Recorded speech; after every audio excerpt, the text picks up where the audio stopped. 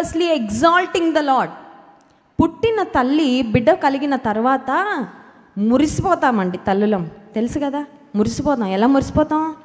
ఎంత అందగాడో కదండి, ఎంత క్యూటో చూడండి. మనం ఎలా పెట్టుకుంటాం స్టేటస్ పెడితే, సూపర్ క్యూట్, ఇంకా చబ్బీ కడ్లీ, అబ్బో ఇంక చెప్పదులే అండి, ద మోస్ట్ బ్యూటిఫుల్ కదా.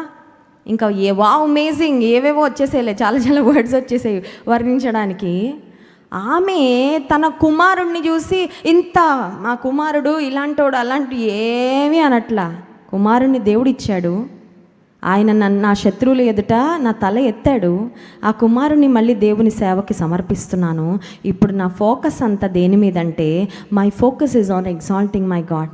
నా దేవుని హెచ్చించుట, నా దేవుని ఘనపరచుట నాకు ఇష్టము అంటూ 4 మాటలు ఆమె పలికిందండి. దేవుని యొక్క ఔన్నత్యాన్ని గూర్చి, దేవుని యొక్క శ్రేష్టతను గూర్చి, దేవుని ఘనపరుస్తూ మహిమపరుస్తూ ఒక 4 ప్రాముఖ్యమైన మాటలు ఆమె తన ప్రార్థనలో చేసినట్లుగా మనం గమనించగలము. చూడండి 2వ వచనం, యెహోవా వంటి పరిశుద్ధ దేవుడు ఒక్కడునూ లేడు. మన దేవుడు పరిశుద్ధుడు. ఆయన పరిశుద్ధతకు సాటి అయిన పరిశుద్ధత. ఈ లోకంలో అసలు పరిశుద్ధులు ఎవరు?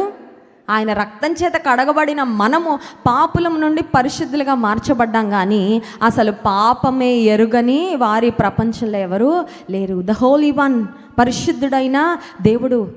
యెషయా గ్రంథం 6వ అధ్యాయంలో చూసినట్లయితే, యెషయా దైవజనునికి కలిగిన దర్శనంలో ఆయనకు వినపడతా ఉంది, దూతలు పరలోకంలో దేవుని స్తుతిస్తూ ఆరాధిస్తూ సైన్యములకు అధిపతి యెహోవా పరిశుద్ధుడు పరిశుద్ధుడు పరిశుద్ధుడని గాన ప్రతిగానములతో దేవుని స్తుతించటము గణపరచటము దైవజనుడు చూశాడు.